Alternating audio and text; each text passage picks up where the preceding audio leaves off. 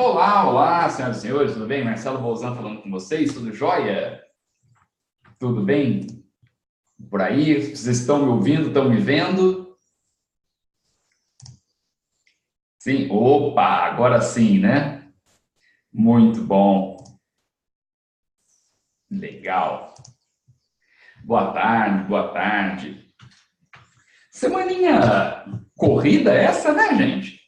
Essa semana não tá tranquila, não, sabe? Assim, tá não, um monte de coisa acontecendo, né? Mas realmente, né, realmente estamos num momento aí de grandes transformações, tá certo?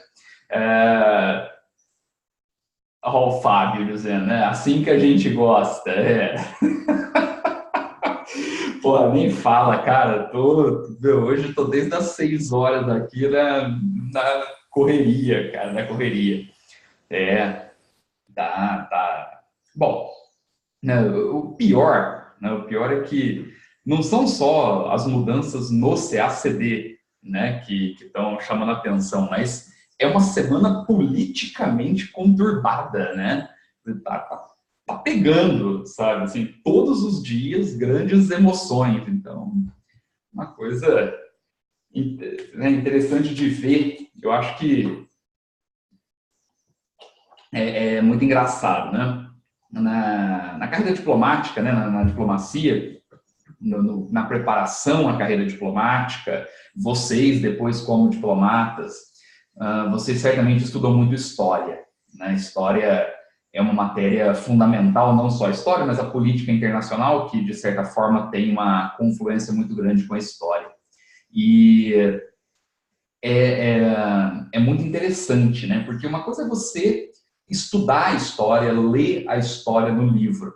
E, de certa forma, a política do país, a economia do país está um pouco estabilizada, né? Sem grandes oscilações. Outra coisa muito diferente é quando você vê a história acontecer, né? Gente, eu não sei se vocês têm essa impressão, mas assim, o que eu sinto, não dá a impressão que a gente está conseguindo pegar a história com a mão? Assim, né, a coisa está densa, não é? Não é uma. Não são acontecimentos ou conjuntos de acontecimentos que você precisa ler num livro, né? Quer dizer, a história está muito clara, né? Está acontecendo. Eu acho que em momentos de grande confusão como esse, a gente começa a entender, né, como é que a história realmente funciona. É um momento pedagógico interessante, mas bastante difícil também. É o seguinte, a aula é uma aula, né?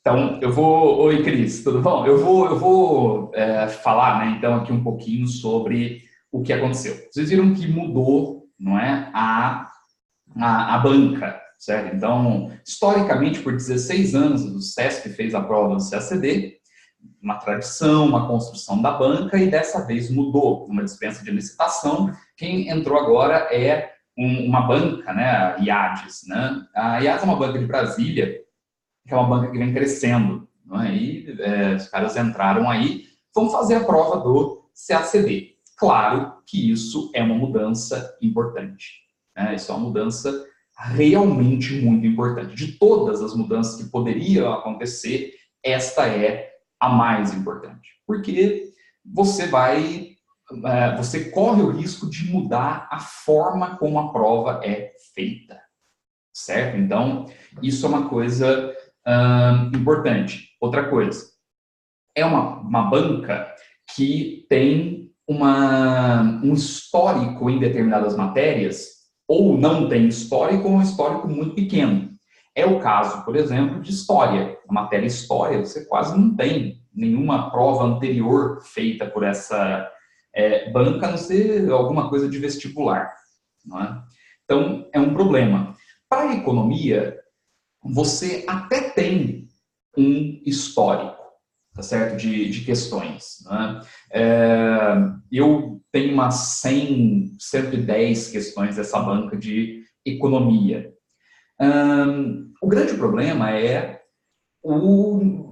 a profundidade dessas questões, certo? Bem diferente da profundidade que vem aí para o CACD, para um Banco Central, para uma Secretaria do Tesouro Nacional.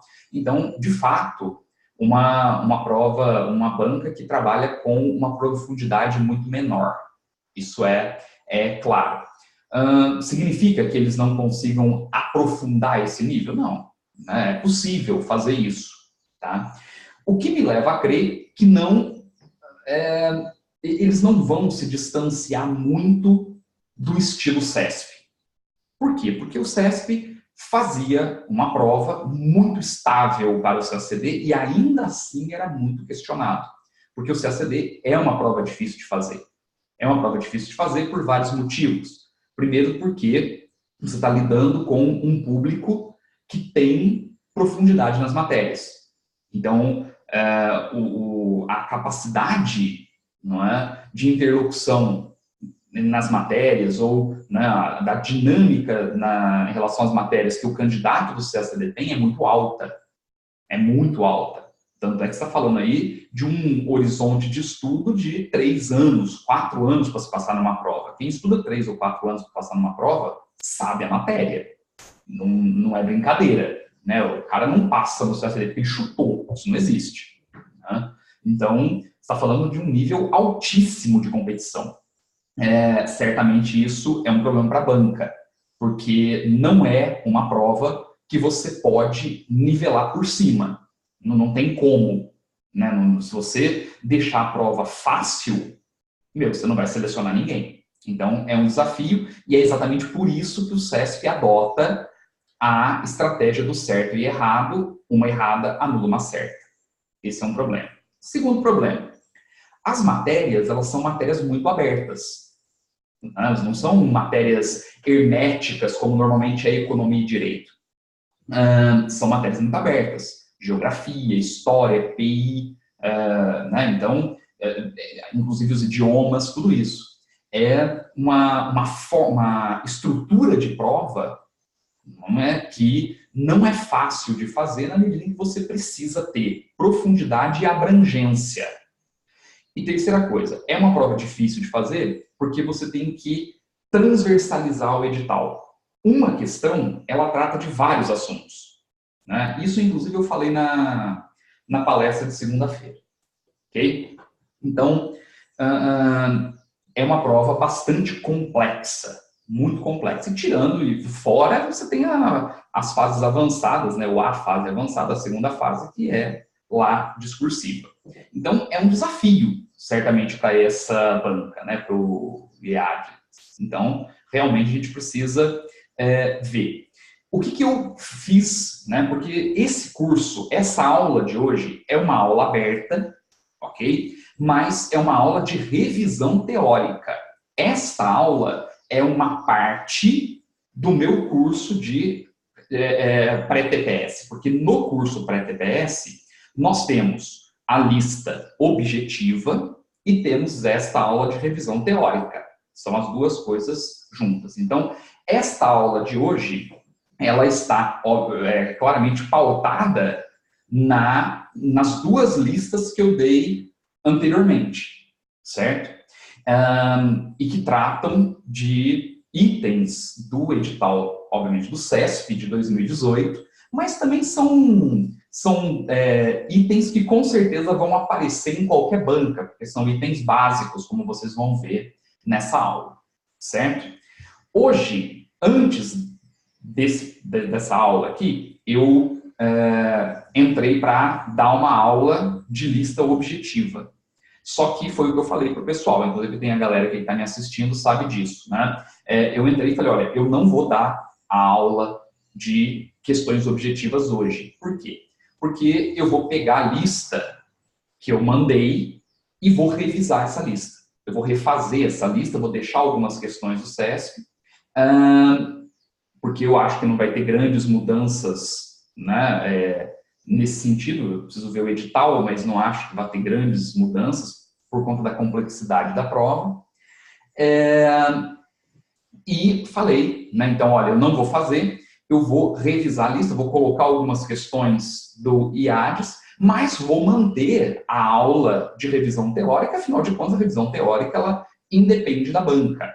Eu vou buscar aqui a maior profundidade possível nesses tópicos. Então, Cris, nessa parte teórica, nada muda, certo? Vai mudar quando sair o edital. Se o edital, né, trouxer alterações na estrutura da economia, aí sim eu vou mexer aqui. Agora, caso contrário, Cris, não, porque aí é uma revisão teórica mesmo, tá?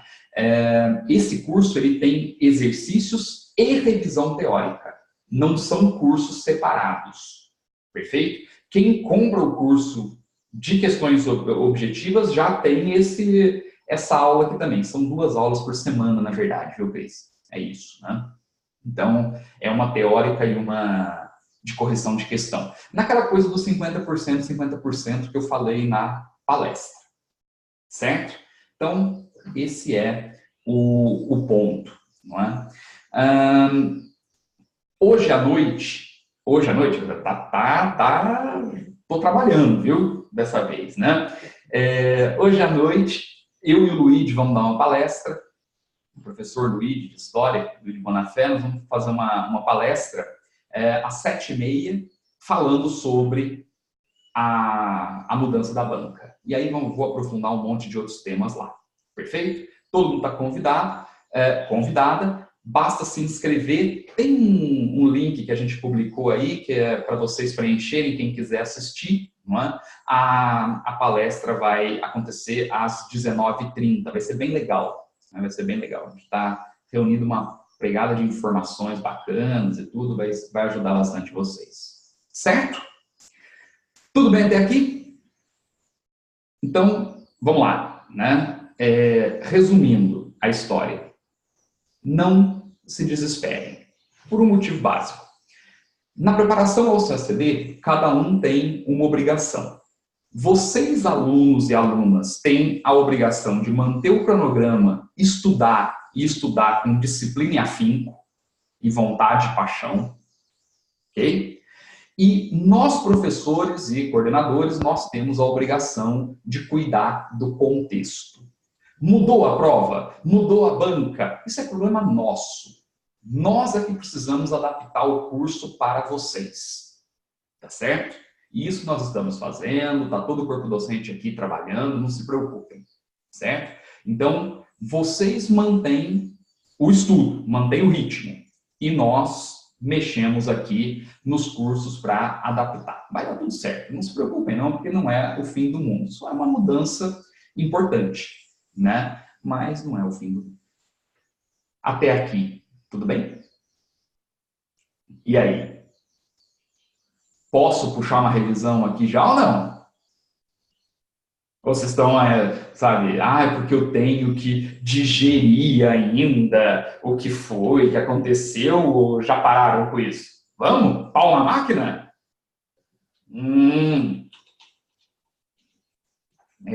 Porra, vamos nessa, vamos lá, certo? Que se for da banca, vamos fazer o que tem que fazer, deixar isso aí para depois, a gente vê. Só vou pegar aqui a apresentação, compartilhar a tela com vocês e nós vamos trabalhar.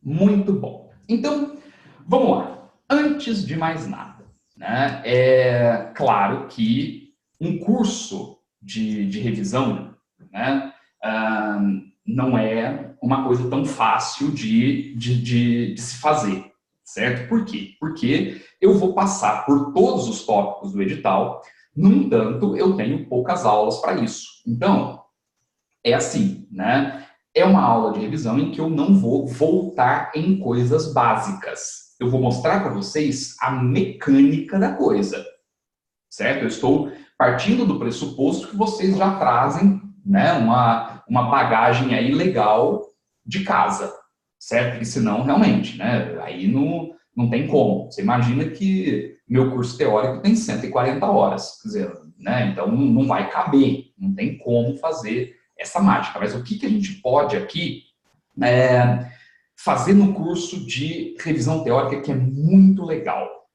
A gente pode criar uma junção, não é, dos tópicos do edital. Na verdade, o que eu quero dizer para vocês com isso é que a gente pode esquecer aquela ideia que não vai funcionar nunca, né, de fragmentação do edital, de economia, tópico a tópico. A gente pode entender como esses tópicos se relacionam e criar grandes blocos de conhecimento. Não tão grandes, né? São vários blocos, mas blocos maiores de conhecimento. Isso vai fazer uma diferença enorme para vocês. O que eu quero fazer nesse curso, na verdade, é mostrar para vocês que na economia tudo se conecta. E que o modo ideal de se fazer essa revisão é trabalhando 3 ou 4 frentes da economia ao mesmo tempo. Então, ao final da aula de hoje, vocês vão ter um dever de casa para fazer, certo? 2. Né? Um deles é assistir a palestra. O outro, né, dever de casa importantíssimo é pegar o que eu falei aqui, ir lá no teu caderno, né, nos teus estudos, nos teus resumos, e ver se o que está no teu resumo, não é, segue esta mecânica, para você conseguir adequar o que você tem a este raciocínio. Gente, trabalhem por esta adequação. Vai ficar muito mais fácil na prova para vocês. Aqui, o que eu estou fazendo é adaptando a teoria para vocês aplicarem diretamente à prova. Isso é uma coisa importante. Primeira coisa, microeconomia. Veja, eu vou pegar uma parte da microeconomia aqui que é complexa, não é? Veja, olha os tópicos que estão aí. Tipos de mercado, nós vamos falar sobre concorrência perfeita, monopólio, oligopólio, comportamento das empresas numa concorrência monopolística e determinação de preços e quantidades de equilíbrio para cada um desses mercados. Isso dá 20% de um curso de micro. Neste slide, 20% do curso de micro. E aí, né, você fala, mas como é que dá para fazer isso? Se você seguir o mesmo padrão de análise para cada um desses tipos de mercado. Veja, o primeiro mercado, o mercado mais básico, não é, que se tem, que aliás é o padrão liberal, é aquilo que vai surgir de início, né, que um cara chamado Marshall no qual o Marshall vai se apoiar para criar as grandes teorias, né, na virada do século XIX para o século XX. O primeiro mercado, né, que nós temos que ver aqui é o que nós chamamos de mercado perfeito. O que é um mercado perfeito? Gente, o mercado perfeito, ele tem em si muitos ofertantes e muitos demandantes. Isso vocês já devem ter visto, né? É uma característica muito falada, mas dá para você dar um passo além aqui, para você lembrar na hora da prova. Gente, o mercado perfeito, ele apresenta um alto nível de rivalidade. Isso é uma coisa importante. O fato de você ter muitos ofertantes e muitos demandantes significa que este mercado ele segue uma lógica rival. Existe alta rivalidade. Se um agente tentar mudar o mercado sozinho, ele quebra. Não tem como. Não tem como. Não tem como um indivíduo chegar ali e falar: eu quero cobrar um preço maior do que o resto do mercado, né, do que o resto do mercado está cobrando. Não dá para fazer isso. Porque, como tem muito ofertante, o demandante simplesmente migra. Ele vai comprar de outro. Isso é uma coisa importante. Significa que existe, por conta desta alta rivalidade, um preço de mercado. Existe um preço de equilíbrio aqui, que todo mundo vai praticar. Isso é fundamental. Porque, veja, se é um preço de equilíbrio que todo mundo vai praticar, quando você vende determinada unidade, ela sempre vai gerar a mesma receita. A receita marginal é igual ao preço de equilíbrio aqui. Receita marginal é a receita da venda daquela unidade. Isso é algo importante. Veja, não tem como você mudar isso, não tem como você ter uma receita diferente do teu concorrente. Todo mundo tem a mesma receita ao vender uma unidade. Pronto. Uma outra, né? E isto nos mostra que o mercado perfeito é um mercado de tomadores de preço. Todos tomam para si o preço, eles aceitam o preço de mercado. Sozinho, você não muda o preço de mercado. Eventos externos podem mudar o preço de mercado? Podem. Deu uma chuva lá na plantação, né? Você vai começar a produzir menos porque choveu muito, falta produto no mercado, o preço sobe. Aí é diferente, mas subiu para todo mundo. Isso é algo importante.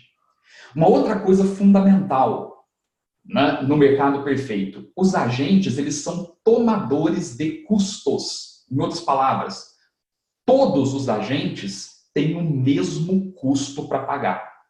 Não tem um cara que tem um custo menor do que o outro, né?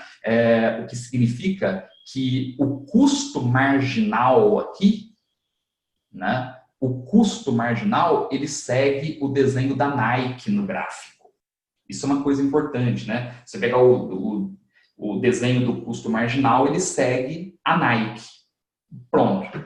Uma outra coisa fundamental, simetria de informação. Os dois lados do mercado, tanto demandantes quanto ofertantes, possuem as mesmas informações. As mesmas informações.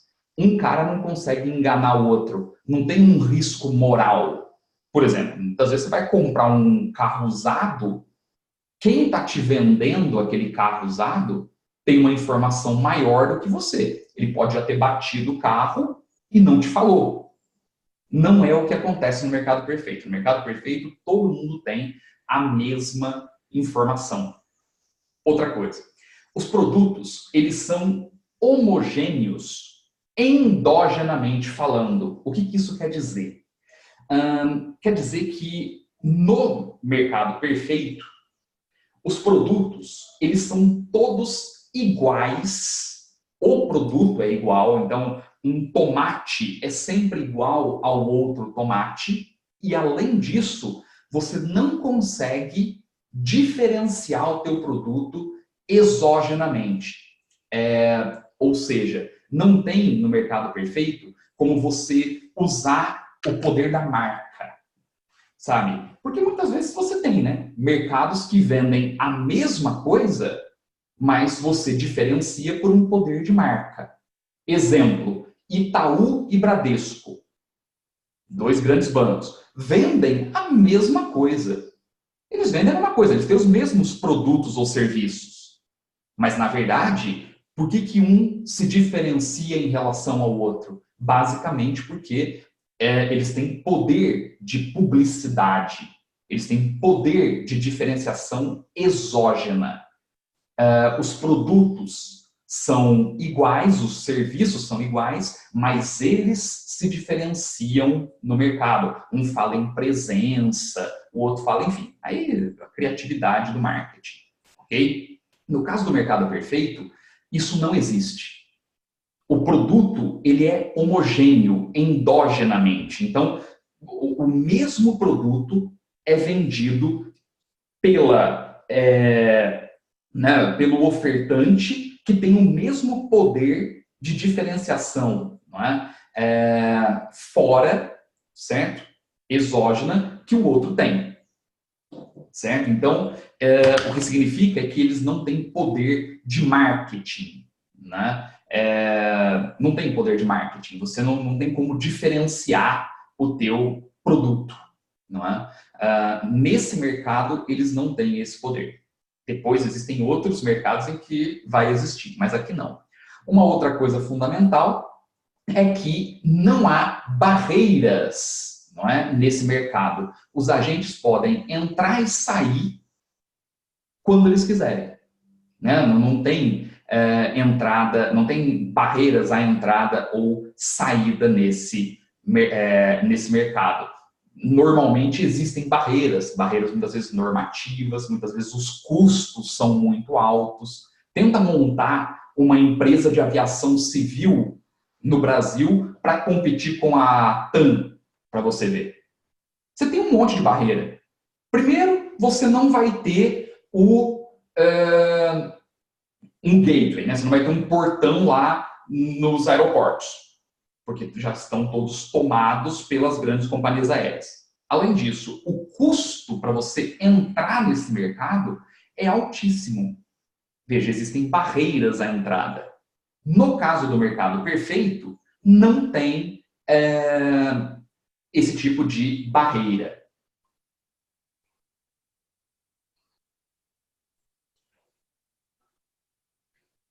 Né? Então, essa é a ideia. Bom, isso daqui mostra a característica ou as características da concorrência perfeita. Isso aqui, gente, é mais do que suficiente para responder qualquer questão, hein? Não precisa de mais do que isso. No entanto, como é que você determina o preço e a quantidade máxima ou o lucro máximo das empresas, da operação no mercado perfeito? Vocês devem se lembrar deste gráfico aqui. Veja, nesse gráfico, você tem uma curva de custo marginal, lembra do desenho da Nike que eu falei? E temos aqui, ó, a receita marginal. A receita marginal é essa curva verde aqui, ó, onde você tem o preço de equilíbrio.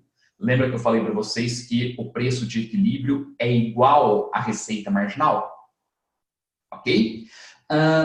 Repare, por que é que a curva de receita marginal ela é horizontal nesse sistema? Porque para qualquer unidade vendida aqui, gente, para qualquer unidade vendida aqui, você vai ter sempre o mesmo preço. O cara vai receber sempre a mesma quantia, a mesma receita.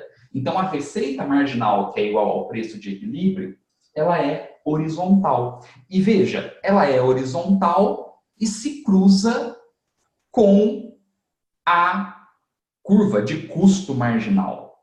Isso significa o quê? Que a maximização, ela vai ocorrer quando a maximização do lucro vai ocorrer quando a receita marginal for igual ao preço de equilíbrio e igual ao custo marginal.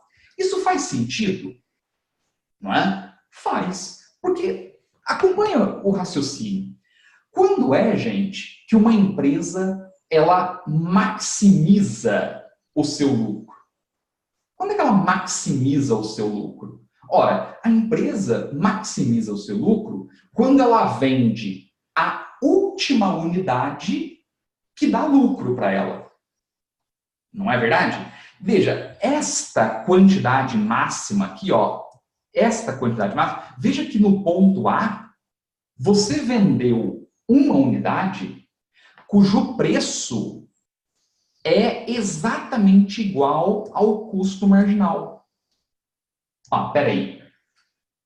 Quer dizer, naquele ponto ali, eu vendi a unidade, né, que quando eu recebi o preço, este preço era exatamente igual àquilo que eu gastei para produzi-la.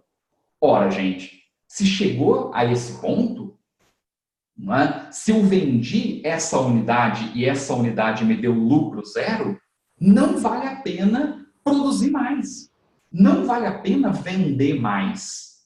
Veja, por que não vale a pena vender mais? Não vale a pena vender mais porque se você ultrapassar o ponto A, minha gente, repare que o custo marginal será superior à receita marginal. O custo é maior do que a receita, você tem prejuízo.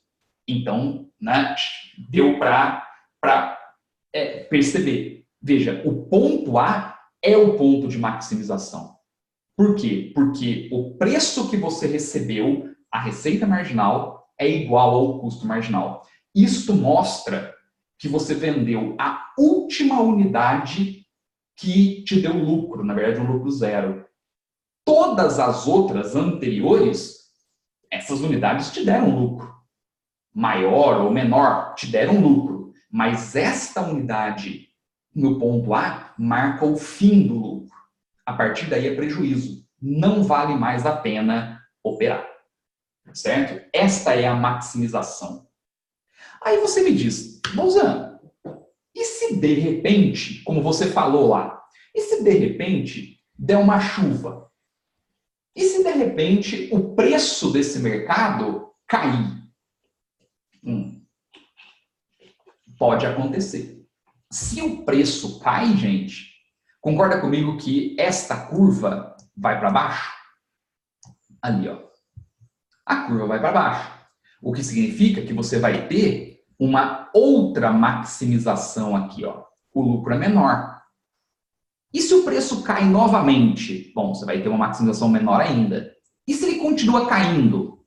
Uma maximização menor ainda. Mas aí tem uma coisa, né? E se de repente o preço cai para este ponto aqui? Veja que este ponto, né, eu vou chamar aqui de ponto B. Olha, e se este ponto que eu assinalei aí aparecer no gráfico? Veja que é um ponto em que o preço, a receita marginal, tangencia o custo médio. Né? O custo médio é um custo unitário, é a média do custo. Não é o custo de uma unidade, mas sim a média de custo. Gente, se o preço de mercado atinge o custo médio, o custo unitário geral da tua empresa, aí você para de ter lucro. Veja, este é um ponto que vocês conhecem muito bem, eu estou revisando, é o chamado ponto de prejuízo. A partir deste ponto, a empresa começa a ter prejuízo. E veja, isso acontece quando o custo médio é mínimo. Quando o custo médio é mínimo. E aí você fala, bom, mas se o custo médio se o custo médio mínimo, né, é que indica o ponto de prejuízo, a empresa entrou em prejuízo, neste momento ela vai parar de produzir, gente? Ela vai fechar? A resposta é não. Esta empresa não vai fechar quando ela tem prejuízo. Isso é uma coisa importante. A empresa, ela continua operando mesmo em prejuízo. Veja, o gráfico mostra isso. Se você tiver uma outra queda de preço, note que o prejuízo vai aumentar, porque ele está bem abaixo do custo médio aqui. Se o preço cair novamente, né, caiu aqui, você vai ter um prejuízo ainda maior. No entanto, por que é que o ofertante ele continua operando? Porque ele vai tentar diminuir o custo fixo. Ele tenta diminuir o custo fixo médio. Se você encontrar com um empresário que está tendo prejuízo, né, a empresa dele não vai bem, você encontra com esse cara na rua e fala assim, e aí, cara, tá tendo prejuízo lá? Ele, tô, tá difícil a coisa. Pô, por que você não fecha? A primeira coisa que ele vai te falar é, não vou fechar. Eu estou cortando meus custos fixos. Estou diminuindo, infelizmente, o pessoal, estou mexendo nas matérias-primas, estou cortando meu custo fixo.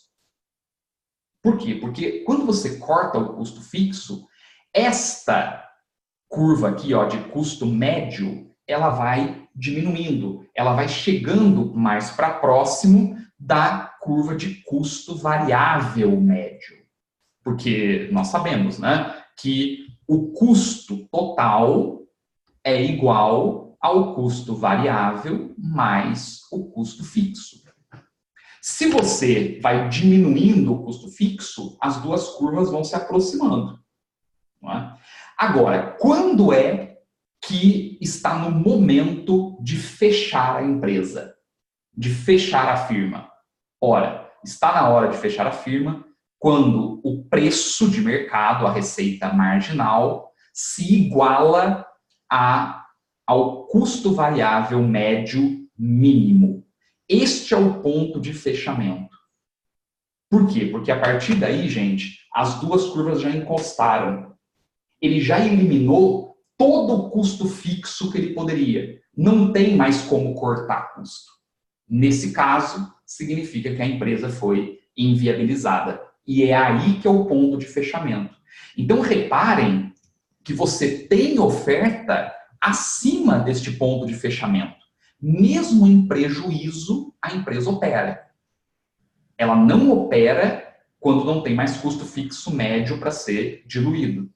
Né? Acima disso aqui, gente, é a curva de oferta, né, da empresa. Tá bom? Isto é o que você precisa saber de mercado perfeito. Certo? Em outra aula, a gente vai discutir a teoria dos custos, vai ficar mais claro isso para vocês, mas mercado perfeito está tudo aí. Cuidado com esse negócio de ponto de prejuízo e ponto de fechamento, hein? São coisas diferentes. São coisas diferentes. Certo? Muito bom. Mas não é só o mercado perfeito que acontece, né? Não é só o mercado perfeito que existe. Na verdade, você tem um outro mercado que é o mercado mais simples até de se analisar. Na minha opinião, o mercado perfeito é o mais complexo, porque tem um monte de coisas aí. Mas tem um outro mercado que é o monopólio, né? O monopólio, ele acontece quando você tem um único ofertante. Este único ofertante, ele tem uma característica interessante, né? E aí já tem o primeiro erro que vocês não vão cometer. Né? Chegar e falar, o monopólio tem um cara só ofertando, então ele pode cobrar o preço que ele quiser. Mentira! Na economia ninguém faz o que quer.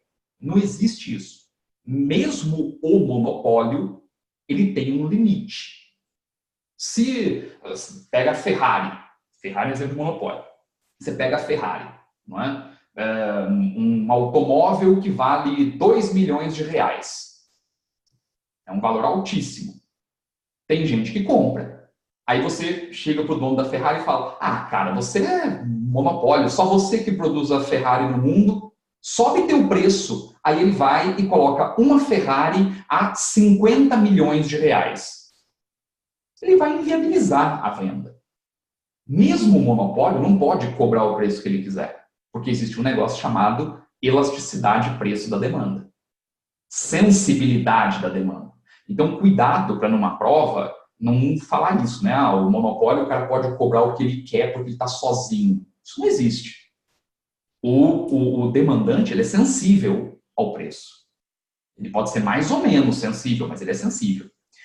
Uma coisa fundamental é que o monopólio, ele não é tomador de preço. Ele é discriminador de preço. Ele consegue impor um preço. Ele tem um lucro exorbitante. Ele pode fazer isso. No entanto, ele é tomador de custo. Ele não mexe no custo. A curva de custo marginal é a Nike. É o desenho da Nike. Não vai mudar. Uma coisa importante é que o monopólio ele trabalha com assimetria de informação. Não é? O monopolista ele normalmente tem mais informação do que o demandante. Não é? Você compra uma Ferrari que custa lá 2 milhões de reais para você. Você nunca vai saber se o dono da Ferrari gastou 1.800.000 para produzir a Ferrari, ou se ele gastou 250 mil para produzir a Ferrari. Você nunca vai saber isso. Né? É uma assimetria de informação. Uma coisa importante é que o produto aqui ele é heterogêneo. Ele é diferente de todos os outros. Não é? A Ferrari compete com a Lamborghini, mas são carros diferentes, cara. Não tem nada a ver. O design de um é diferente do design de outro. Podem ser caros, mas são carros diferentes. São produtos heterogêneos. E, normalmente, o monopólio tem um poder exógeno enorme. Marketing, marca, geolocalização, uma pregada de coisa. Uma pregada de coisa. Então, são produtos heterogêneos aqui. E, além disso, há barreiras de mercado. Tenta montar uma empresa para produzir Ferrari, para você ver. A Ferrari é exclusiva deles, não tem como você fazer isso. Vai piratear a Ferrari? Não faz sentido. Não é? Então, é uma barreira natural à entrada. Isso é uma característica importante do monopólio. Não é? Se você pega aqui a estrutura, né, do monopólio, ok?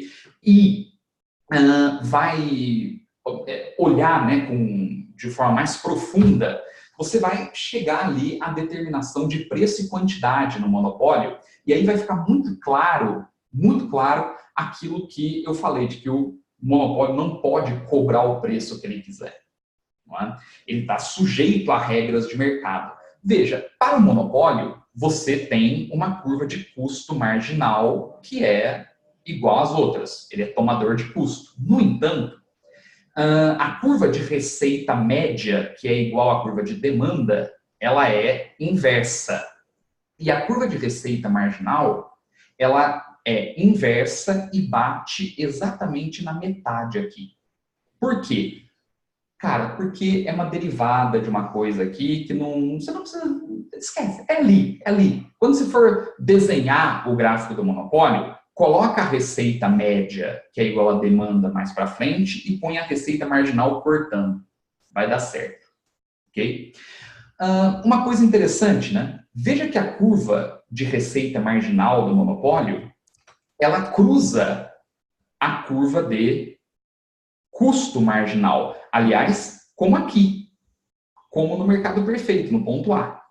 Nós temos, então, né, a maximização. A receita marginal é igual ao custo. A receita marginal é igual ao custo marginal. Significa que o monopólio vendeu a última unidade que gera lucro para ele. Fato, né? Isso está acontecendo. No entanto, olha que coisa interessante. Veja que o monopólio, ele não cobra um preço relativo a este ponto, como é o caso do mercado perfeito aqui, ó. Como o monopólio, ele discrimina o preço, como ele pode jogar o preço mais para cima, ele vai buscar, gente, um ponto de demanda superior aqui, ó, né? A isto nós damos o nome de reserva de mercado. O monopólio, ele discrimina o preço de modo a reservar uma parte da demanda só para ele. Né?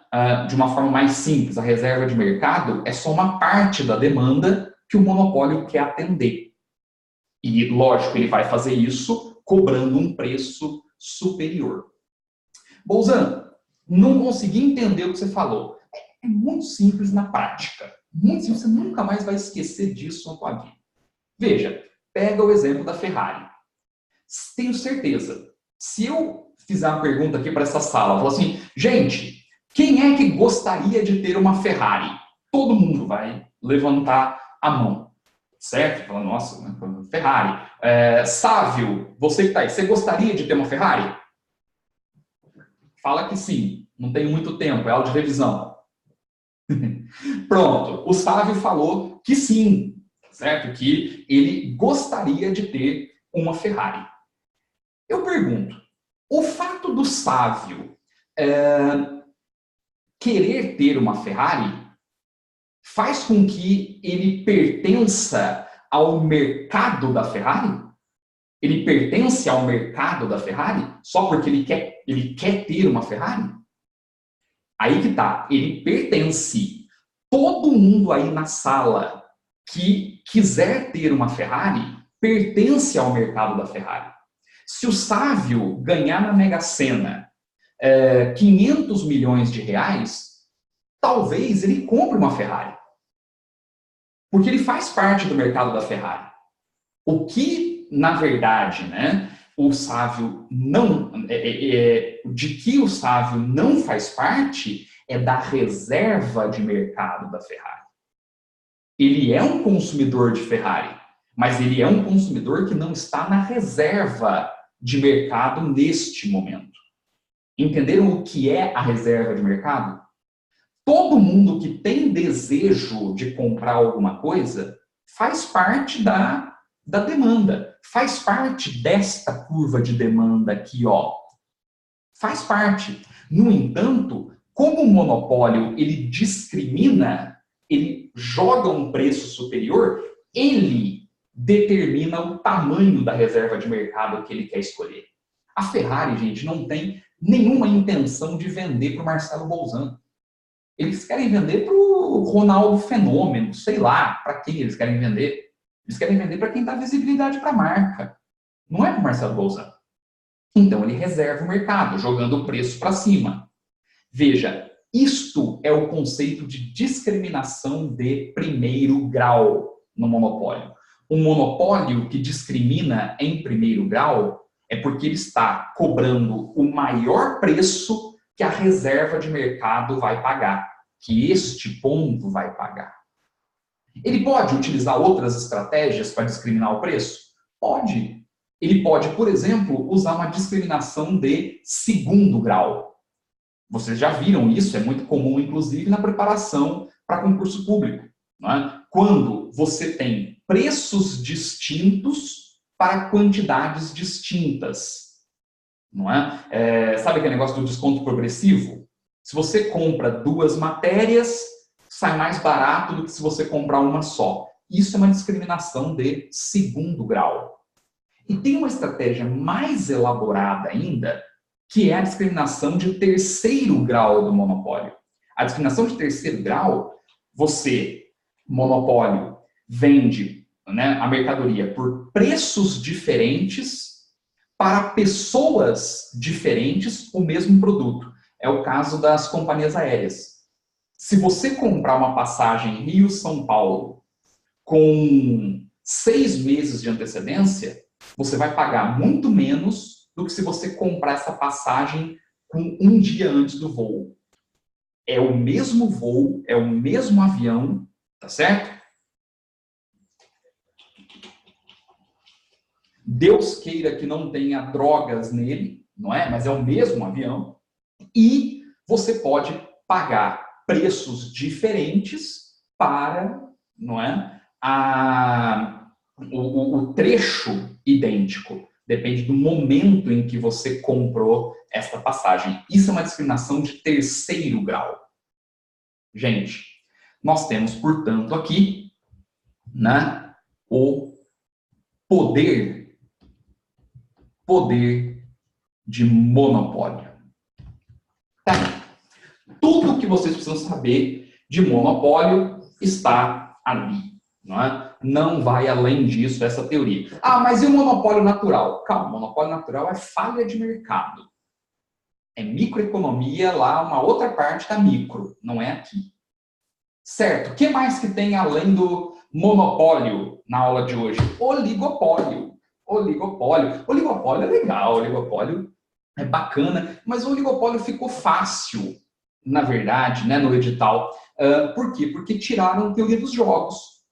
Teoria dos jogos que deixava o oligopólio mais difícil. Agora ficou mais fácil. O que é o oligopólio? Oligopólio é um mercado em que você tem ofertantes com poder de mercado. O que isso significa? Significa que você não tem muitos ofertantes. Você tem poucos ofertantes com certo poder de mercado. Ah, Bolzan, eles têm o mesmo poder de mercado que o monopólio? Não. O monopólio está sozinho, né? Mas eles têm poder de mercado. Isso é uma coisa interessante, porque o oligopólio, não é? Ele tem uma característica muito bacana que ele pode competir ou cooperar. Os agentes podem competir ou cooperarem. É fundamental olhar, né, para o oligopólio desta forma. Por quê? Porque existem momentos em que os caras se juntam para, por exemplo, não deixar outras empresas chegarem no mercado para bloquear, para levantar uma barreira no mercado. Ora eles cooperam e ora eles competem. Quando o mercado está tranquilo, não tem ameaça externa, eles começam a competir entre si. Se houver uma ameaça externa, eles voltam a cooperar. Isso é uma característica muito legal, quer dizer, muito legal, é muito triste, né, do oligopólio, mas é interessante de ver economicamente. Um caso no Brasil são as montadoras de automóveis, né? Quando você tem o anúncio da chegada de montadoras chinesas, indianas, eles se juntam e ameaçam demissões, por exemplo, em massa. Né? Isso faz com que o governo tome algumas medidas, pressione o governo, né? E tudo, vira um lobby e você bloqueia aqueles entrantes. Isso é uma coisa importante. Então, na estrutura oligopólica, você tem os chamados equilíbrios em jogos, que são esses equilíbrios ora cooperativos, ora competitivos. E, normalmente, no oligopólio, você tem uma empresa líder e tem um seguidor. Né? Dentro desse grupinho, você tem empresas maiores que são líderes e empresas menores que tendem a ser seguidoras. Essa relação de líder e seguidor pode inverter. Né? Normalmente, quando eles estão competindo, o oligopólio ele pode reagir por preço ou quantidade. Quando eles estão competindo entre eles, não quando eles estão cooperando, mas quando eles estão competindo. Por exemplo, você pode ter, né, aqui uma... Peraí que... Aí, né, reações por quantidade.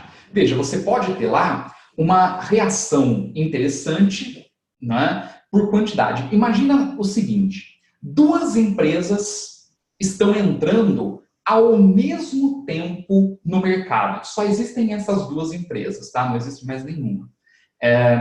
Essas duas empresas estão entrando ao mesmo tempo no mercado e precisam decidir quanto cada uma delas vai produzir, sabendo que os produtos são homogêneos e as quantidades escolhidas são fixas, certo? Quando essas empresas entram no mercado em conjunto, vai ter um choque.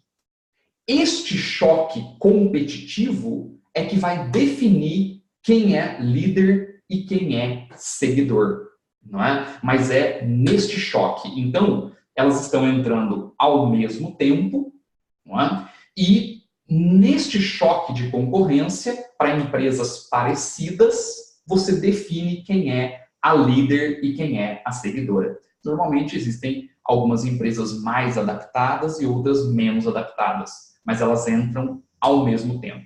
Sempre que você tiver este choque de empresas entrando ao mesmo tempo e competindo por quantidades, né, adotando uma estratégia de quantidade, tentando, sabe, não, a minha concorrente vai produzir 100 unidades, eu vou produzir 200, por exemplo.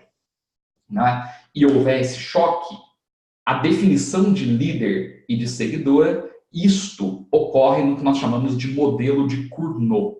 O modelo de Cournot, duas empresas entram ao mesmo tempo competindo por quantidades. É possível que nesse mercado você tenha duas empresas que entrem em momentos separados, em momentos distintos, não é? No mercado. Veja, entra uma primeiro, se estabelece como líder, e a outra entra como seguidora, vai se estabelecer como seguidora. Elas vão competir por quantidade. Veja, a seguidora, ela já tem uma líder lá. A seguidora, ela vai fazer o melhor que ela pode em função do que a líder determina. Um caso típico é Coca-Cola, né? Lá, vamos pegar Guaraná Antártica e Dolly Guaraná. Guaraná Antártica é líder. Dolly pega, não é, o mercado que ficou. É uma seguidora importante, mas ela não compete diretamente com a líder. Ela está pegando um outro segmento de mercado para a mesma estrutura, certo? Isto, né, essa reação por quantidade, quer dizer, a Ambev, ela determina o quanto ela vai produzir, não é? E o Dolly Guaraná lá determina o quanto ele vai produzir. São quantidades fixas para produtos homogêneos e tem a definição de líderes e seguidores. Este modelo, quando ocorre esse tipo de competição oligopólica, nós temos o chamado modelo de Stackelberg. Esse é um outro modelo de reação importante. No entanto, o oligopólio ele não precisa apenas reagir por quantidade. Ele pode reagir por preço. Você pode ter um choque por preço. Duas empresas entrando simultaneamente no mercado e competindo por preço. Gente, é lógico, e essas empresas normalmente são grandes, né? É lógico que que neste choque as empresas vão disputar o preço e vão baixando o preço. Então, elas entram, cada uma delas cobrando R$30 no seu produto. Aí uma vai e baixa para 25. A outra vai e baixa para 25. A outra vem e baixa para 20. A outra vai e baixa para 20. Elas vão competir, não é, em preço. Reparem que esse tipo de competição é uma competição muito intensa, muito mais intensa que a quantidade. A tendência, este equilíbrio, nesta reação por preço, o equilíbrio vai se dar no preço de mercado perfeito. Essas empresas, elas vão competir, não é? Tanto baixando o preço, que a tendência é que o mercado se estabilize no preço de mercado perfeito. Este é o chamado modelo de Bertrand. Sempre lembrando que as fatias de mercado são fixas aqui, né? Cada uma tem uma parcela do mercado. Beleza? Isso, né, é a teoria de oligopólio, já com as reações. Essas reações não vão além disso, tá? É só lembrar o que é cada uma dessas reações. São duas por quantidade e uma por preço. Não tem o que errar, né? Sempre lembrando que a reação por preço, ela é mais intensa. Bom, e para finalizar essa análise de mercado, nós temos aqui o chamado comportamento das empresas, né? Ou o mercado de competição monopólica. O mercado de competição monopólica não é uma coisa tão difícil para a gente entender, porque é o que realmente existe.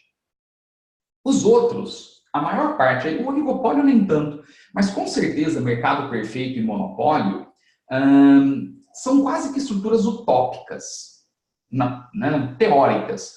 Agora, a competição monopólica não. Essa é aquela que nós temos como padrão no capitalismo moderno. Veja, o que é a competição monopólica, né?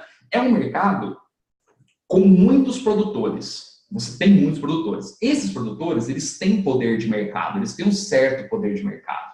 Mas é um mercado que apresenta uma altíssima rivalidade. Uma altíssima rivalidade. Não é? Um tipo de produto que é homogêneo endogenamente falando.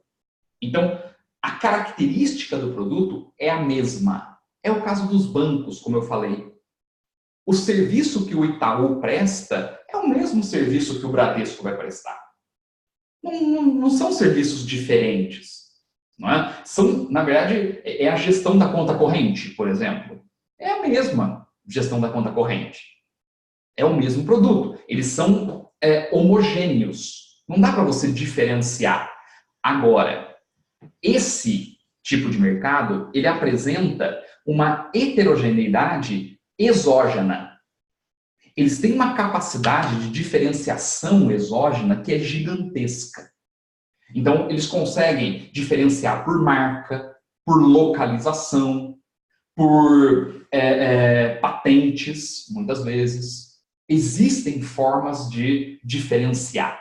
Tradição, né? Tradição. Tudo isso diferencia o produto. O produto é o mesmo dos concorrentes, mas aquela marca gera, não é, um diferencial de mercado que é muito importante, que altera o padrão de concorrência no sistema. Isso é algo fundamental. Então, você tem uma heterogeneidade exógena. Eles conseguem diferenciar por fatores exógenos. Os produtos são iguais, mas você diferencia exogenamente, né? É algo importante. Essa competição entre eles se assemelha ao mercado perfeito, não é? Justamente por conta dessa homogeneidade endógena. Mas, claro, que é um tipo de mercado que tende a ter empresas muito maiores do que o mercado perfeito. Né? De competição monopólica, você não precisa saber gráfico nem nada mais. É isso que ele vai te pedir na prova. Certo? É essa a grande característica da estrutura monopólica. Até mesmo porque o equilíbrio, não é, da competição monopólica é rigorosamente igual ao do mercado perfeito. Então, não tem grandes problemas aqui. Temos o comportamento das empresas e determinação de preços e quantidade de equilíbrio. 20% da micro está no slide. Beleza? Próximo slide aqui, né? Próximo slide. Só uma coisa, me dá um feedback. Tá ajudando isso aí ou não?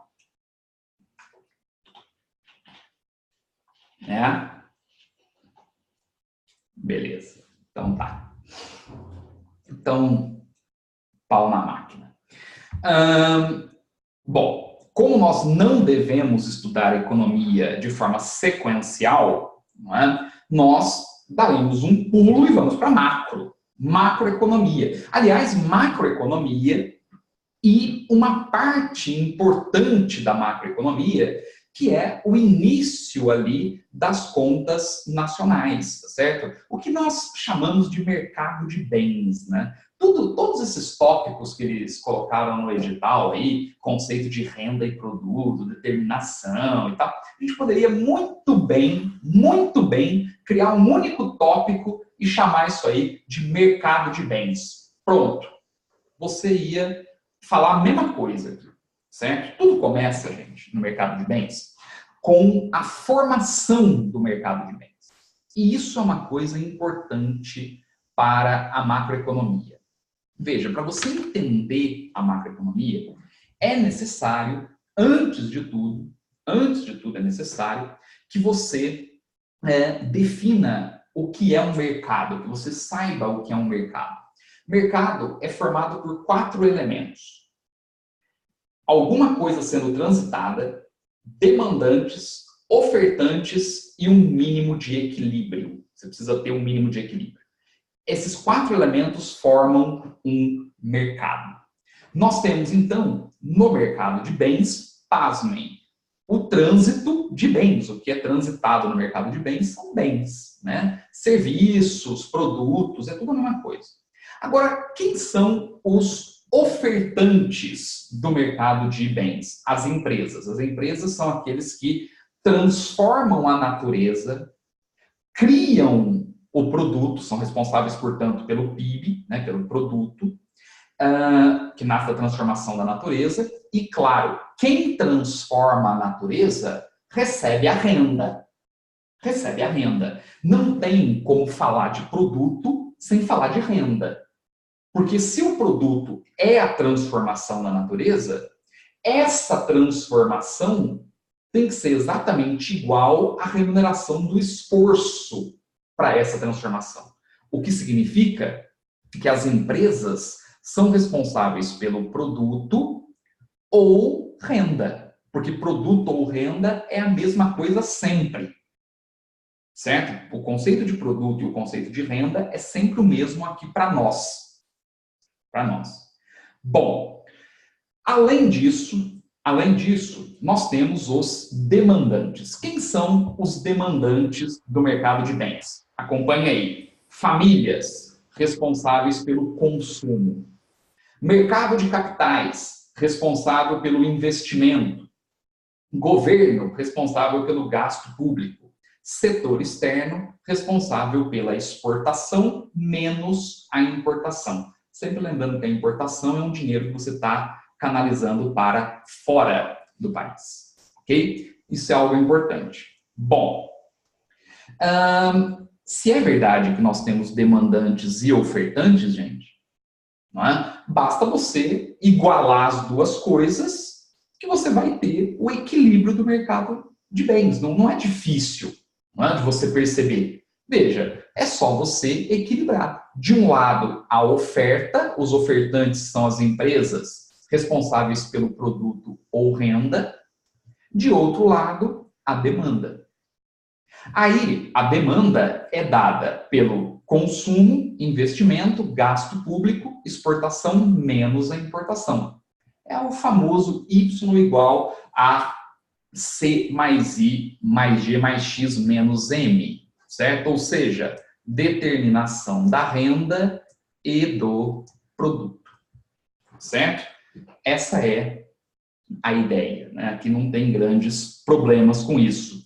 Agora, o legal da teoria keynesiana é que o Keynes pega essa equação aqui, C mais I mais G mais X menos M, não é? E abre a equação.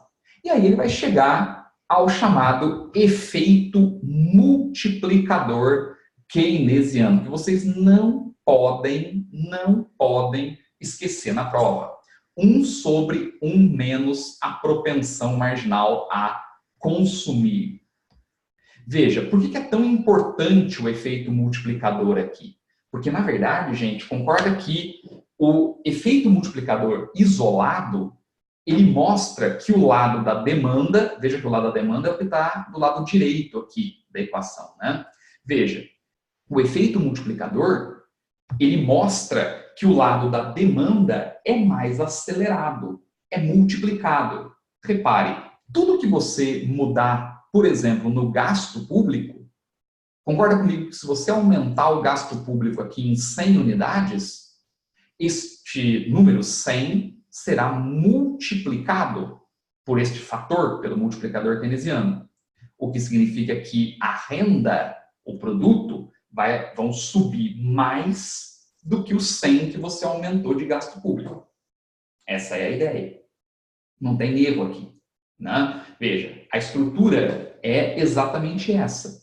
Ora, se isto é verdade, né, se nós temos aqui esta dinâmica básica, eu posso assegurar uma coisa, que para a teoria keynesiana, para a lógica keynesiana, não é? A demanda é que puxa a oferta. A demanda é mais acelerada do que a oferta. É diferente do que os liberais pensavam. Lembra que os liberais diziam que, falavam sobre a lei de Sé, não é? Dizia que a oferta produz a sua demanda, porque a demanda é infinita, né? Então, a oferta produz a sua demanda. O que o Keynes mostra é que isso não é verdade. Na realidade, a demanda é que puxa a oferta. Ela é mais acelerada. Num gráfico, se você pegar o gráfico aqui, ó, colocar produto e renda, né? Veja, a curva de demanda, gente, nesse gráfico, ela é mais horizontal. Por que ela é mais horizontal? Porque, veja, um pouquinho que você muda aqui no produto, ó, você explode a renda.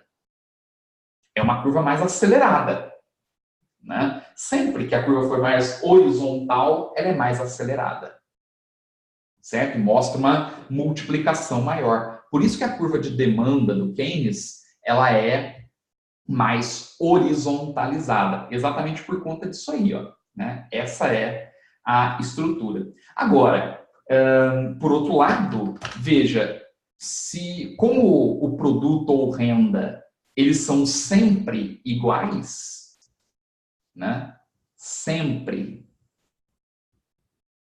iguais, o que acontece é que a curva que representa a oferta, aqui, ó, tem 45 graus. É uma bissetriz, né? Veja, nesse caso, ela passa no meio do gráfico ali. Logo, se a renda for igual a 1, você tem que o produto é igual a 1.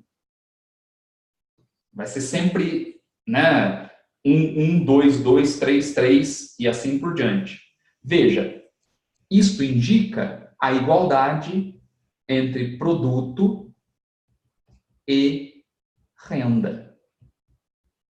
Olha aí, ó. O equilíbrio keynesiano, a estrutura de equilíbrio, o ponto de equilíbrio, esse ponto A, ocorre quando a demanda é igual ao produto ou à renda. Isto aqui, ó, que você consegue muito bem verificar nesse gráfico. Este é o equilíbrio keynesiano. Veja que qualquer outro ponto no gráfico mostra desequilíbrio. O único ponto no qual está equilibrado é esse aí. Não tem erro, né? Matou a teoria keynesiana. Uma das coisas que fica é, porra, como é que o Keynes chegou a esse efeito multiplicador para conseguir provar, né, que essa dinâmica é mais acelerada, que o lado da demanda é mais acelerado do que o lado da oferta? Ele abriu a variável consumo. Aqui, ó. Ele abriu a variável consumo. Falou sobre o consumo agregado. Para o Keynes, o consumo ele é dado pelo consumo autônomo, né? Não depende da renda, mas a propensão marginal a consumir é a porcentagem da tua renda disponível que vira consumo. Certo? É o quanto você gasta com consumo. 80%, 70%, não é? Ó, é a propensão marginal a consumir que multiplica a renda disponível. O que é a renda disponível para a gente recordar? É a renda menos a tributação. É aquilo que está disponível para a tua família consumir. Porque o resto o governo pegou, a tributação. Se você quiser colocar num gráfico, ó, consumo e renda, veja que a curva de consumo é positiva. Olha o sinal de mais aqui, ó. Ah, Bolzan, por que ela não começa do zero? Ué, ela não começa do zero porque tem o consumo autônomo. Não é? Veja, mesmo que a renda for zero, a população vai consumir para subsistência. Você tem um consumo autônomo. Por isso que ela começa aqui, né? Ela não começa do zero. Aí, ó. Com isso, ele encontrou a propensão marginal a consumir. E aí chegou ao efeito multiplicador. Olha que legal. Né? Fez isso, manipulou a equação e conseguiu chegar a essa teoria toda. Né? Da mesma forma, gente, dá para você entender, né, de uma forma mais profunda o investimento e a poupança. É possível fazer isso, né? Entender o investimento e poupança, porque, na verdade, os bancos, não é, eles vão emprestar para consolidar investimentos tudo aquilo que a população poupou. Só toma cuidado para não confundir o conceito de poupança com o conceito de aplicação. Não é? Uma coisa é a aplicação financeira, outra coisa é a poupança. Poupança é só a parte da aplicação que os bancos emprestam, certo? Que os bancos emprestam para investimento, certo? Isso é uma coisa importante. Desculpa. Isso é uma coisa importante. Né? A estrutura, então, do investimento e poupança, certamente uma equação que vocês já devem ter visto, I igual a S. Não é? O investimento ele pode ser desdobrado em duas grandes estruturas de investimento, o investimento público e o investimento privado, mais o investimento privado. A poupança pode ser desmembrada em 3 poupanças: poupança pública, poupança privada e a poupança do setor externo. Essa poupança é deles. O setor externo poupa quando o Brasil deixa de poupar. Quando nós temos um déficit externo, significa que o nosso dinheiro está momentaneamente sendo poupado lá fora. Nós enviamos a poupança para fora. Jogamos a poupança lá para fora. Né? Por isso que é um déficit. Nós temos 3 poupanças aqui. Se você quiser, você pode tornar essa equação mais bonitinha. Joga tudo que é público do lado esquerdo e tudo que é privado para o lado direito. Você vai ter que trocar os sinais. Repare, investimento público menos poupança pública. Gente, concorda comigo que se você quiser este lado da equação positivo, o investimento público tem que ser maior do que a poupança pública? Ora, mas se o governo está investindo mais do que poupando, ele está numa situação de déficit público. Agora, olha para o outro lado da equação. Poupança privada menos investimento privado. Se você quiser esta parte da equação positiva, a poupança privada tem que ser maior do que o investimento privado. Ora, se a população, se a iniciativa privada está poupando mais do que investindo, significa que você tem um superávit privado. Olha a constatação do Keynes. Então, peraí. Então, quer dizer que para a iniciativa privada ir bem, para a iniciativa privada, né, apresentar aí uma situação de superávit, o governo tem que necessariamente apresentar uma situação de déficit público. O déficit público gera o superávit privado. Essa é a teoria keynesiana. Olha aí, ó. Essa é a teoria keynesiana. É uma outra forma de você explicar o crescimento econômico.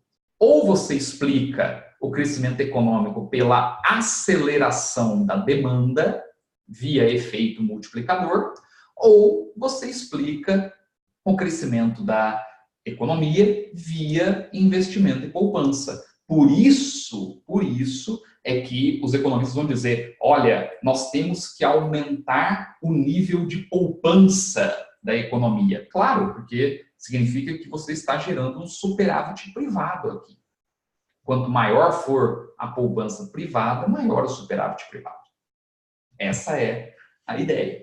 Né? Basicamente, nós temos, então, o consumo, temos o investimento e a lógica de poupança, tá certo? E também do déficit público, né? Do gasto público. Isso vai aparecer de novo nessa nossa explicação. Aí, uma coisa que é muito interessante, né, que a gente precisa pensar, é o seguinte: mas como é que você pode calcular o produto?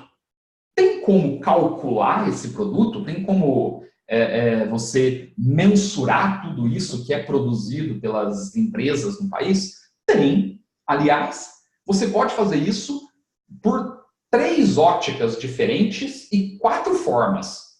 É possível. A primeira delas é a ótica do produto. Aqui, ó, forma de mensurar, né, esse produto aqui. Como é que você faz para calcular isso? Bom, vamos pensar na produção de um automóvel. Veja, para produzir um automóvel, tem inúmeras etapas, né, no processo de produção. Mas vamos pegar aqui poucas delas. A primeira etapa é a extração do minério de ferro. Então, nós vamos extrair, né, o minério de ferro, pegar esse minério de ferro e transformar em aço, tá certo? Fazer essa transformação e gerar o aço. E depois, nós vamos pegar esse aço e transformar em carro. Reparem que o carro é o valor final, é o consumo final.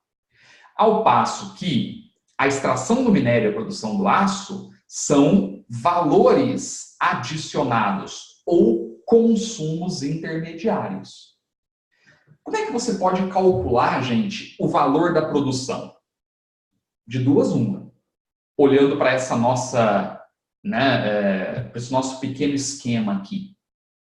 Ou você vai calcular somando esses valores adicionados, somando o valor adicionado, o consumo intermediário do minério, o consumo intermediário da produção do aço, certo?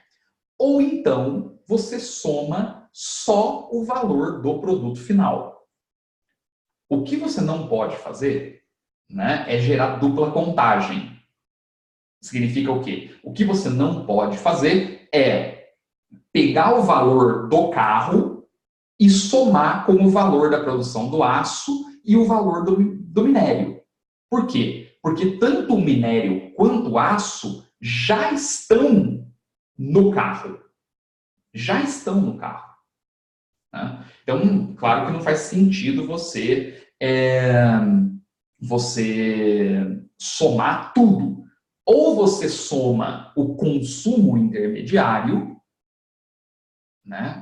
ou você soma o consumo intermediário, ou então você calcula pelo consumo final. Mas não dá para fazer as duas coisas. Você não pode somar as duas coisas ao mesmo tempo. Essa é uma característica importante. Uma outra forma que você tem de calcular o produto ou a renda é você não olhar para as empresas, não olhar para aquilo que as empresas estão fazendo, como eu fiz aqui, mas olhar para aquilo que as famílias estão fazendo, aquilo que as famílias estão recebendo. E quem são essas... vai ficar gravado. Estou gravando esse vídeo aqui, depois vocês vão conseguir assistir. Veja, quem são essas famílias?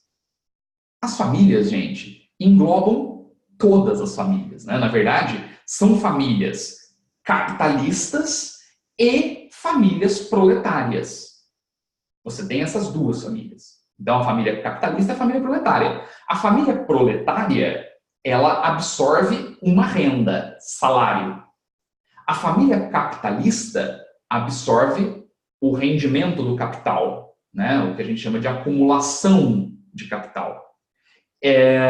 Quais são as três formas que o Marx definiu de acumulação de capital? Lucros, juros e aluguéis. Ou seja, você pode calcular o produto, este Y aqui, somando salários, juros, lucros e aluguéis. É a ótica da renda. Você pode fazer isso também. Não há problema nenhum. Uma outra forma de se calcular o valor da produção ou da renda. Ou, se você quiser, você pode usar a teoria keynesiana. Veja, você pode calcular o mesmo valor pela ótica da despesa ou demanda, porque produto, renda ou demanda não é a mesma coisa? Em equilíbrio.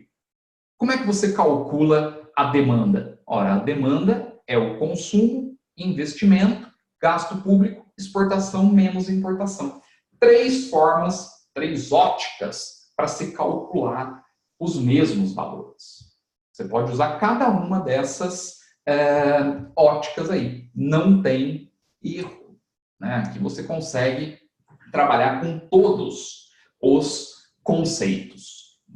Mas Bolzano, esse valor da produção aí, certo? Esse valor da produção, ele não é afetado por preço, porque de um ano para o outro não muda o preço da economia. Muda e muda muito, dependendo da época. É um problema sério. E como é que você pode diferenciar um produto, um PIB, que sofre o impacto dos preços, de um PIB que não sofre impacto dos preços, né? Ou seja, o PIB tratado a um preço corrente, que muda, fluxo corrente, ou então um PIB tratado a preços daquele ano, preços estáticos.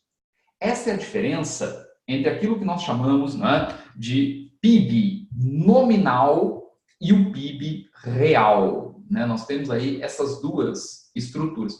O PIB nominal é aquele PIB que sofre o impacto dos preços, né? Ou seja, ele sofre o impacto da corrente de preços, da mudança dos preços. Ele é definido a preços correntes. A preços correntes.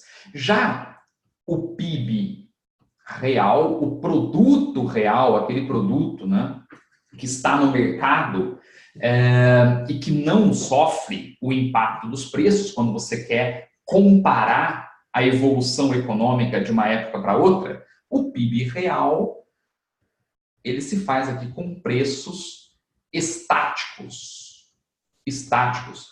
Isso é uma coisa muito útil quando você quer comparar tamanho de produção entre momentos muito diferentes da história da economia, né?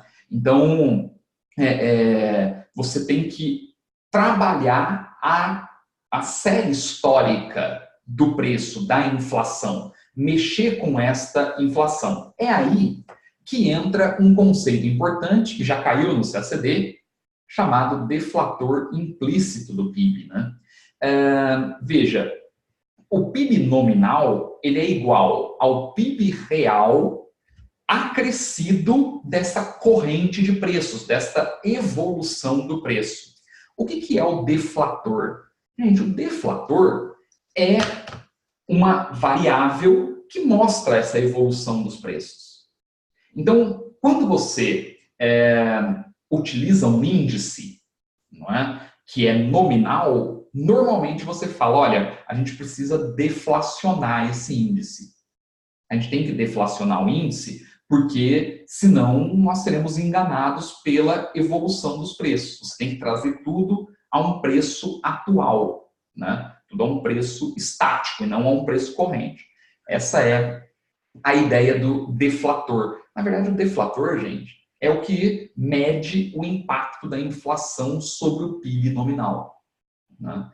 Então, por isso que o PIB nominal é igual ao PIB real, que é o livre da evolução inflacionária, é o PIB real multiplicado pelo deflator, não é? Em si. Isso é uma coisa importante. Não se preocupem com o conceito de deflator, porque não vai além disso, tá? Ah, mas você tem modelos de deflatores e tal. Você tem modelo de deflator, só que o modelo de deflator, cara, é uma matemática pura. É matemática pura.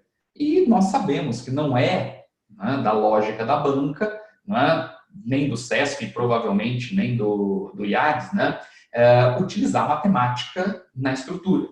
Né, não é uma prova conceitual. E o conceito de deflator é simples. Na verdade, o deflator é o que mostra a evolução inflacionária na estrutura, na relação entre PIB nominal e PIB real, né? Agora, quando a gente olha para essa estrutura toda, você pode aqui criar uma... na verdade, você pode aprofundar um pouquinho essas análises aqui, porque nós falamos de produto ou renda e demanda, né? Essa igualdade toda, mas vocês sabem que uma das coisas que mais cai em prova é aquela coisa das transformações dos conceitos. O produto nacional líquido, produto nacional bruto.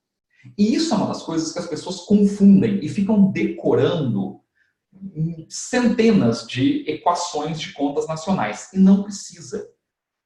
Entendam a lógica dessas transformações. Das transformações aqui do conceito de produto, renda ou demanda. Primeiro, sempre lembrem que tanto faz o cara falar produto interno bruto, ou renda interna bruta, ou ou demanda interna bruta ou despesa interna bruta. Dá no mesmo. É tudo igual isso daí. Nós estamos falando tudo no equilíbrio. Tudo igual. Veja, eu montei ali, ó. Qual é, e isso é uma coisa importante, qual é o conceito base? Qual é o conceito básico aqui? Sobre o qual todos os outros vão nascer. O conceito básico é o produto, olha aqui, ó, olha pro tio, ó, produto gerado, produzido pelas famílias brasileiras, independentemente de onde essas famílias estejam. Elas precisam ser brasileiras, é capital brasileiro. Né? Ah, Bolzano, mas por que você fala que o produto nacional é o básico? Porra, eu estou querendo analisar a macroeconomia do meu país. Nada mais básico do que eu falar do meu país. Não é? Então, eu estou falando do produto nacional brasileiro. E aí vem líquido. Por que líquido? Porque o líquido, gente, é aquele produto que realmente pode ser gerado. Muitas vezes você compra uma máquina hoje, essa máquina produz 20 mil unidades por ano. O problema é que essa máquina daqui a 10 anos, ela não vai produzir 20 mil unidades por ano. Ela vai depreciar. Então, se eu tiver que te apresentar o produto, eu posso te apresentar com uma máquina potencial ou com a máquina que realmente está, ou quanto aquela máquina realmente está produzindo. Quando a gente fala de líquido, nós estamos mostrando o quanto aquelas máquinas realmente podem produzir naquele momento. Não é o potencial. Olha para a Argentina. A Argentina tem um grande parque industrial. No entanto, gente, é um parque industrial, né, depreciado, porque passou por crise durante muito tempo. Certo? Esse é um problema para a Argentina. Então, se você chega à Argentina, você vai ver um parque industrial grande. Mas ele produz tudo aquilo? Não. Líquido, ele produz menos. Por isso que é o básico. Eu estou te apresentando um produto que realmente pode ser gerado, né? Pela capacidade do país.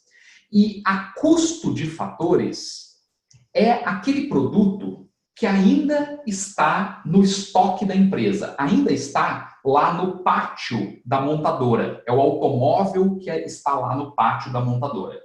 Não é aquele produto que já está sendo vendido no sistema. Ainda está lá no pátio da montadora. Não é? Ainda não tem o preço de mercado. Ele só vale o custo dos fatores. Ele só vale a remuneração das famílias que o produziram. Ainda não tem imposto, não tem nada disso, não está circulando no mercado. É o valor do produto em si. É o produto em si. Bom, isso é o básico.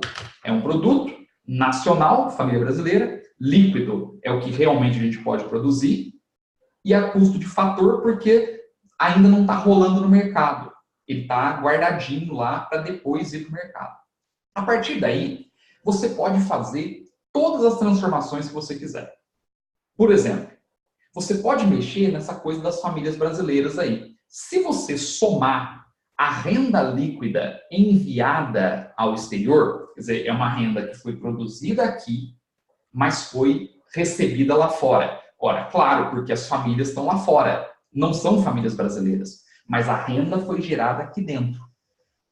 Se você soma a renda líquida enviada ao exterior, você vai ter o produto interno, porque é tudo que foi produzido aqui. Não importa se por família brasileira ou estrangeira, importa que foi produzido dentro do país. Né? Nós temos o produto interno líquido a custo de fatores. Ah, Bolzano, dá para mexer nessa coisa do líquido? Dá. Se você quiser falar de algo potencial, como se todas as máquinas fossem novinhas, é só você somar o valor da depreciação. Você vai ter, né, nesta somatória, o produto interno bruto a custo de fatores. Pronto. E aquela mercadoria que está parada lá dentro da empresa, se você quiser fazer essa mercadoria circular no sistema, o que você pode fazer? Bom, se você somar os impostos indiretos, que são os impostos cobrados, não é, pela venda dos produtos, pela circulação dos produtos, os impostos indiretos menos os subsídios, muitas vezes tem subsídio, você vai ter o produto interno bruto a preço de mercado. Pronto. Com isso, você tem todos os conceitos de renda, todos os conceitos estruturados aqui. Beleza? Né? Bom, então vocês viram que nós trabalhamos, né, uma parte que é a microeconomia, trabalhamos uma parte da macroeconomia, certo? Duas frentes diferentes, né? Não trabalhamos só micro ou só macro, beleza? Né? Isso é uma coisa importante. Na próxima aula, eu vou trabalhar macroeconomia, economia internacional e economia brasileira, tá certo? E isso vai dar uma visão aqui mais interessante para vocês. Perfeito? Tudo bem? Exatamente isso. Bom, então, né, eu queria mostrar essa ideia de revisão. Deixa eu perguntar uma coisa para vocês. Me deem um feedback, certo? Porque agora é a hora dos feedbacks. Nós temos aí, né, a mudança da banca e tudo mais, né? Me diz aí, o que vocês acharam? Primeiro, foi na profundidade que vocês queriam? Está muito leviana a aula? Como é que vocês acham? Porque assim, né? Eu não, fica difícil para conseguir aprofundar muito mais, tá certo? E a ideia, né, economia brasileira é história da economia brasileira, exatamente. Na realidade, né, nós temos que pegar aqui os principais pontos de cada uma dos tópicos, certo? Então, isso é algo fundamental. Então, a primeira pergunta é: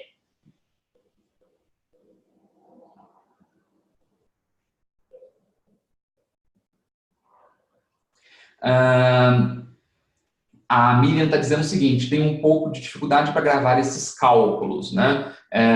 Meu problema é matemática.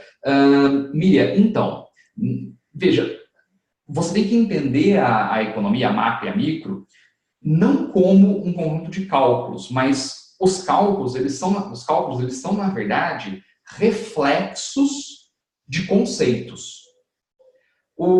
A expressão matemática que a gente usa é só para não ter que ficar escrevendo, né, tudo, porque senão vai longe. Mas a gente não tem, né, necessariamente que fazer as contas. Ninguém vai te pedir conta, cálculo, né, algébrico aqui para você fazer, tá?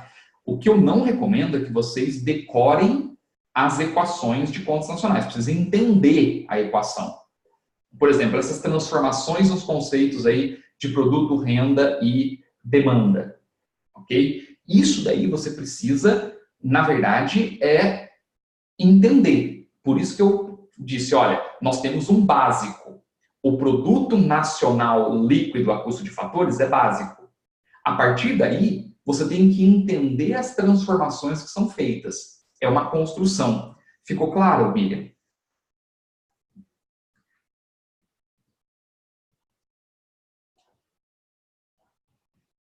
Legal, né? Então, a primeira pergunta é sobre essa coisa aí da profundidade. Bom, né, o que eu quero dizer com isso para vocês é o seguinte, é que esta abordagem, ela pega os pontos principais de cada um dos tópicos, certo? Evidentemente, se você for ler alguma coisa mais, né, você vai aprofundar a teoria, mas neste momento pré-TPS, eu não acho que precisa, sobretudo por conta da mudança da banca. Então, aqui vale a pena a gente dar maior abrangência na revisão. Essa é a primeira coisa. Um outro feedback que eu gostaria. Está muito rápido? É porque, né, assim, é uma pergunta um tanto quanto boba. É rápido. É porque eu não... vocês estão conseguindo acompanhar? Fala, Vitor, tem uma sugestão?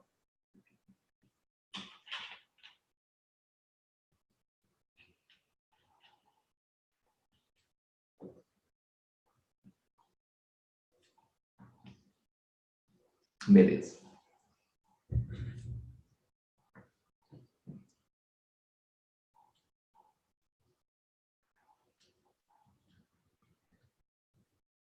O Vitor está dizendo que a aula foi super tranquila porque não tiveram aula de exercício antes, né? Quem fez os exercícios, antes está passando por esses tópicos pela segunda vez, tá? Essa é a ideia do curso. A ideia do curso é que você passe pelo tópico do edital uma vez por exercício e a gente, né, passe de novo pela revisão. São duas revisões. É uma por exercício e uma teórica. Tá? Então, é isso. Né? Bom, então tá. Uma outra coisa importante. Esse meu curso, ele, a princípio, tinha colocado uma aula de revisão. Ele foi vendido como uma aula de revisão a cada 15 dias. Tá? Né, então, teria 2 aulas de lista de exercícios para uma aula de revisão teórica. Acabou isso, certo? Acabou, estou matando isso agora. A revisão teórica é semanal. Toda quinta-feira, às 15h45, nós temos aula de revisão teórica. Não tem... não vai ser a cada 15 dias, porque a gente teria 16 listas de questões e 8 encontros de revisão teórica. Não vai ser isso. Vão ser 16 encontros de revisão teórica. Nós vamos fazer lista toda semana, revisão teórica toda semana. Já está colocado isso. Não vai dar. Né? Então, né, justamente por conta desse feedback que eu pedi para vocês, é o seguinte, vai ser acelerado. Então, né, tenham em mente que vai ser acelerado. Não tem como não acelerar. Não tem como. Aqui eu vou precisar né, ter esse ritmo mesmo. Certo? O Renato está me fazendo uma pergunta aqui se eu indico alguma bibliografia para a aula de hoje. Renato, na verdade, assim, essa revisão ela é em cima do material, né, que já foi construído, certo? Não dá para eu indicar uma referência bibliográfica por aula aqui na revisão, porque são muitas, mas eu posso te indicar nesta aula uma referência bibliográfica, tá? Posso, né, te indicar aqui o livro do Menkyo para microeconomia, certo? Para microeconomia. Na parte de mercados, tem um capítulo sobre mercados, aí você vai ver lá o oligopólio e tudo. E na parte de macroeconomia, eu estou usando o livro do Blanchard para fazer essa abordagem. Mas, se você quiser, pode usar o livro do Menkyo também. Macroeconomia tem lá mercado de bens. É a parte de mercado de bens. Certo? Do Menkyo. Aí não tem erro. Muito bom. Então tá, gente. Olha, com isso termino aqui a nossa primeira abordagem teórica, né? E logo mais nós vamos fazer mais uma. Semana que vem tem mais, tá bom? Gente, tá então. Muitíssimo obrigado pela atenção. Muito obrigado mesmo. E agora, às 19h30, aula não vai ter aula mais. Chega de aula. Hoje já 2 aulas, né? Palestra, eu e o queridão Luigi Bonafé vamos falar sobre a Nova Banca, tá bom? Para se inscrever nessa palestra, tem um link, deixa eu ver se eu acho aqui.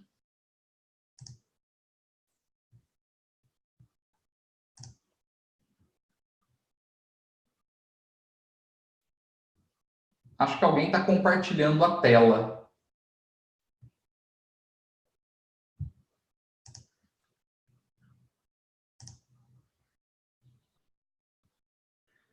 Amanda.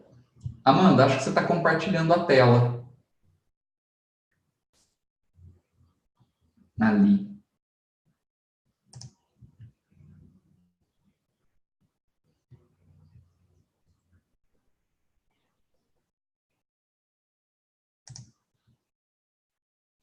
Bom,